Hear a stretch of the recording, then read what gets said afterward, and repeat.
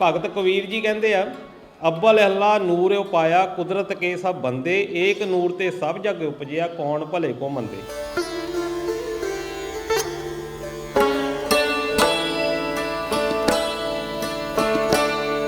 उन्होंने कुछ क सवालों का सामना करना पैंदा। पहला तो यह यार तुसीं आस्ट्रेलिया आ गए हुण छड्डो परे,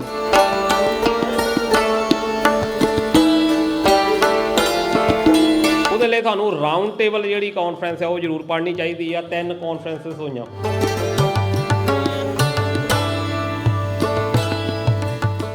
ਜੈ ਗੁਰਦੇਵ, ਧੰਨ ਗੁਰਦੇਵ, ਵਾਹਿਗੁਰੂ ਜੀ ਕਾ ਖਾਲਸਾ, ਵਾਹਿਗੁਰੂ ਜੀ ਕੀ ਫਤਿਹ। ਸਭ ਤੋਂ ਪਹਿਲਾਂ ਤੁਹਾਨੂੰ ਬਹੁਤ ਬਹੁਤ ਮੁਬਾਰਕਾਂ।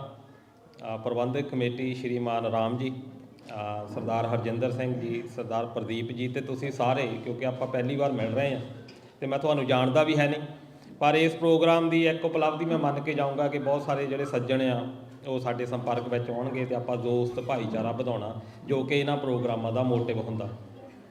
अज असीं क्यों इकट्ठे हो रहे हैं, जां प्रबंधक कमेटी जिहड़ी लगी हुई आ उन्हां नूं कुछ क सवाल, क्योंकि असीं भी काम करदे हां काफ़ी देर तो, उन्हां नूं कुछ क सवालों का सामना करना पैंदा। पहला तो यह यार तुसीं आस्ट्रेलिया आ गए हुण छड्डो परे, की लोड़ आ, साडे नाल तां कोई भेदभाव करदा नहीं। ਇੱਦਾਂ ਦੀਆਂ ਗੱਲਾਂ ਤੁਹਾਨੂੰ ਆਪਣੇ ਲੋਕਾਂ ਤੋਂ ਸੁਣਨ ਨੂੰ ਮਿਲਦੀਆਂ।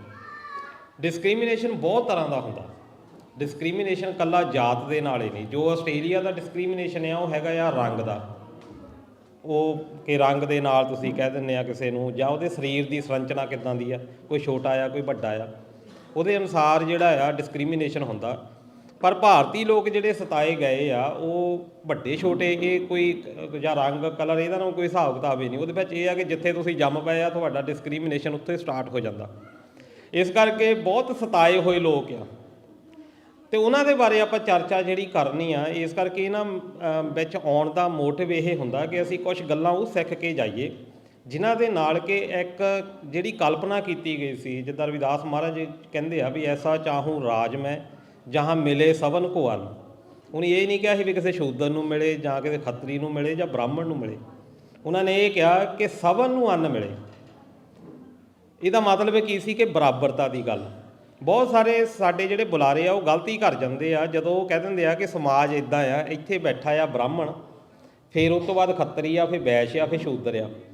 ਉਹ ਕਹਿੰਦੇ ਸਾਡਾ ਮੋਟਿਵ ਆ ਅਸੀਂ ਇਹਨੂੰ ਇੱਦਾਂ ਕਰਨਾ ਕਿ ਸ਼ੂਦਰ ਜਿਹੜਾ ਆ ਉੱਪਰ ਟੌਪ 'ਤੇ ਲੈ ਕੇ ਆਉਣਾ, ਬ੍ਰਾਹਮਣ ਥੱਲੇ ਲੈ ਕੇ ਆਉਣਾ। ਇਹੀ ਬਹੁਤ ਵਾਰੀ ਸੁਣਨ ਨੂੰ ਮਿਲਦਾ। ਪਰ ਸਾਡੇ ਜਿੰਨੇ ਮਹਾਂਪੁਰਸ਼ ਸੀ ਉਹਨਾਂ ਨੇ ਬਰਾਬਰਤਾ ਦੀ ਗੱਲ ਕੀਤੀ ਆ। ਊਚ ਨੀਚ ਦਾ ਭੇਦ ਤਾਂ ਅਸੀਂ ਖਤਮ ਕਰਨਾ। ਗੁਰੂ ਅਰਜਨ ਦੇਵ ਜੀ ਕਹਿੰਦੇ ਆ ਸਭੇ ਸਾਂਝੀ ਵਾਲ ਸਦਾਇਣ, ਮੈਨੂੰ ਕੋਈ ਨਾ ਦਿਸੇ ਬਾਹਰਾ ਜੀਓ। ਭਗਤ ਕਬੀਰ ਜੀ ਕਹਿੰਦੇ ਆ ਅੱਵਲ ਅੱਲਾ ਨੂਰ ਉਪਾਇਆ ਕੁਦਰਤ ਕੇ ਸਭ ਬੰਦੇ, ਏਕ ਨੂਰ ਤੇ ਸਭ ਜਗ ਉਪਜਿਆ ਕੌਣ ਭਲੇ ਕੋ ਮੰਦੇ। ਪਰ ਜਦੋਂ ਅਸੀਂ ਇੱਥੇ ਤੁਹਾਡੇ ਨਾਲ ਵੀ ਇੱਦਾਂ ਹੋਇਆ ਹੋਣਾ, ਥੋੜ੍ਹੇ ਜਿਹੇ ਯਾਦ ਕਰੋ ਕਿ ਅਸੀਂ ਫੰਕਸ਼ਨਸ ਦੇ ਵਿੱਚ ਜਾਂਦੇ ਹਾਂ, ਵਿਆਹ ਸ਼ਾਦੀਆਂ ਦੇ ਵਿੱਚ ਜਾਂਦੇ ਹਾਂ।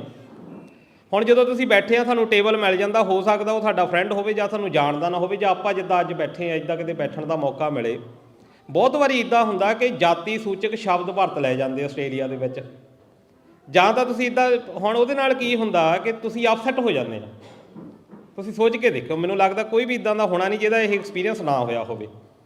ਉਸ ਤੋਂ ਬਾਅਦ ਤੁਸੀਂ ਡਿਸਟਰਬ ਹੋ ਜਾਂਦੇ ਆ, ਤੁਹਾਡਾ ਦਿਲ ਨਹੀਂ ਲੱਗਦਾ ਯਾਰ ਇਹ ਬੰਦੇ ਨੇ ਇੱਦਾਂ ਕਹਿ। ਕਈ ਵਾਰੀ ਬਹੁਤ ਵੱਡੀ ਉਹਦੇ ਲਈ ਤੁਹਾਡੇ ਮਨ ਦੇ ਵਿੱਚ ਰਿਸਪੈਕਟ ਹੁੰਦੀ ਆ, ਪਰ ਜਦੋਂ ਉਹ ਸ਼ਬਦ ਵਰਤ ਦਿੰਦਾ, ਕਈ ਵਾਰੀ ਜਾਂ ਮਲਵਈ ਲੋਕ ਹੁੰਦੇ ਆ ਉਹ ਵਿਹੜੇ ਵਾਲੇ ਕਹਿ ਦਿੰਦੇ ਆ, ਫਿਰ ਤੁਸੀਂ ਅਪਸੈਟ ਹੋ ਜਾਂਦੇ ਆ।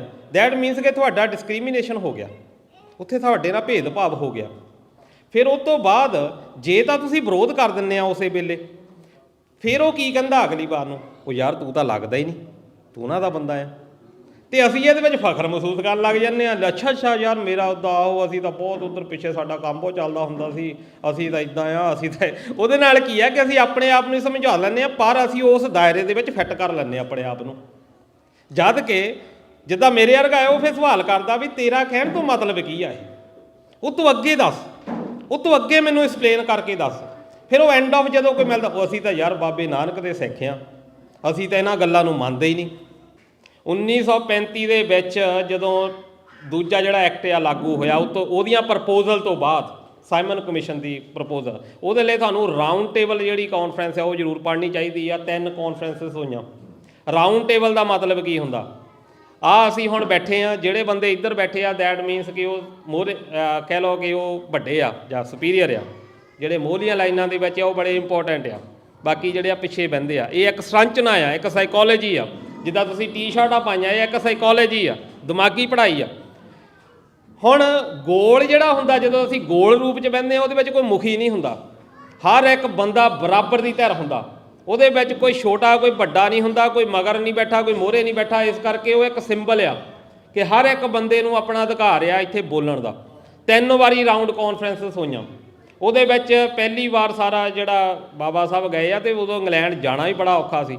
ਸੋਚ ਕੇ ਦੇਖੋ ਵੀ ਕਿੰਨਾ ਔਖਾ ਸੀ, ਉਹ ਆਪਣਾ ਟਾਈਮ ਕੱਢ ਕੇ ਗਏ ਤੁਹਾਡੀ ਗੱਲ ਰੱਖਣ ਦੇ ਲਈ। ਫਿਰ ਦੂਜੇ ਦੇ ਵਿੱਚ ਗਾਂਧੀ ਹੁਣਾਂ ਨੇ ਰੇੜਕਾ ਪਾ ਲਿਆ ਬਈ ਮੈਂ ਜਿਹੜਾ ਆ ਹਿੰਦੂ ਕਮਿਊਨਿਟੀ ਦੀ ਬਿਲਕੁਲ ਵੀ ਜਿਹੜੀ ਨਹੀਂ ਕਰਨ ਦੇਣਾ ਕੋਈ, ਜਾਂ ਇਹਨਾਂ ਨੂੰ ਪਾੜਨ ਨਹੀਂ ਦੇਣਾ। ਖੈਰ ਮੈਂ ਬਹੁਤਾ ਐਕਸਪਲੇਨ 'ਚ ਨਹੀਂ ਜਾਊਂਗਾ, ਮੈਂ ਬੜਾ ਛੇਤੀ ਹੁਣ ਨਿਬੇੜਦਾ। 3 ਕਾਨਫਰੰਸ ਹੋਈਆਂ, ਉਸ ਤੋਂ ਬਾਅਦ ਜਿਹੜੀ ਰਿਜ਼ਰਵੇਸ਼ਨ ਆ ਉਹ ਸਾਹਮਣੇ ਆਈ। ਰਿਜ਼ਰਵੇਸ਼ਨ ਦੇ ਨਾਲੋਂ ਜੇ ਅਸੀਂ ਸ਼ਬਦ ਵਰਤੀਏ ਰੈਪਰੈਜ਼ੈਂਟੇਸ਼ਨ, ਕਿ ਅਸੀਂ ਨੁਮਾਇੰਦੀ, ਹਰ ਬੰਦੇ ਦੀ ਜਿਹੜੀ ਨੁਮਾਇੰਦੀ ਹੋਣੀ ਚਾਹੀਦੀ ਆ। 175 ਸੀਟਾਂ ਸੀ ਉਸ ਵੇਲੇ ਪੰਜਾਬ ਦੀਆਂ, ਜਿਹਦੇ ਵਿੱਚ ਕਿ ਲਾਹੌਰ ਵਾਲਾ ਪੰਜਾਬ ਵੀ ਸੀ, ਇਹ ਵੀ ਹਰਿਆਣਾ ਸਾਰਾ ਇਕੱਠਾ ਹੀ ਸੀ। ਉਹਦੇ ਵਿੱਚੋਂ 11 ਸੀਟਾਂ ਪਹਿਲੀ ਵਾਰ ਜਿਹੜੀਆਂ ਆ ਦੱਬਲੇ ਕੁਚਲੇ ਲੋਕਾਂ ਨੂੰ, ਜਿਨ੍ਹਾਂ ਨੂੰ ਡਿਪਰੈਸਡ ਕਲਾਸ ਕਿਹਾ ਗਿਆ, ਉਹਨਾਂ ਨੂੰ ਦਿੱਤੀਆਂ ਗਈਆਂ। ਫਿਰ 11 ਮੈਨੂੰ ਲੱਗਦਾ 36 ਜਾਂ 32 ਸੀਟਾਂ ਜਿਹੜੀਆਂ ਸਿੱਖਾਂ ਨੂੰ ਦਿੱਤੀਆਂ, 86 ਸੀਟਾਂ ਜਿਹੜੀਆਂ ਆ ਮੁਸਲਮਾਨਾਂ ਨੂੰ ਦਿੱਤੀਆਂ। ਇਕੱਲੀ ਰਿਜ਼ਰਵੇਸ਼ਨ ਜਿਹੜੀ ਆ ਦਬਲੇ ਕੁਚਲੇ ਲੋਕਾਂ ਲਈ ਨਹੀਂ ਸੀ। ਸਾਈਮਨ ਕਮਿਸ਼ਨ ਨੇ ਇਹ ਕੰਮ ਕੀਤਾ ਕਿ ਹਰ ਬੰਦੇ ਦੀ ਭਾਈਵਾਲੀ ਜਿਹੜੀ ਆ ਸਰਕਾਰ ਦੇ ਵਿੱਚ ਹੋਣੀ ਚਾਹੀਦੀ ਆ।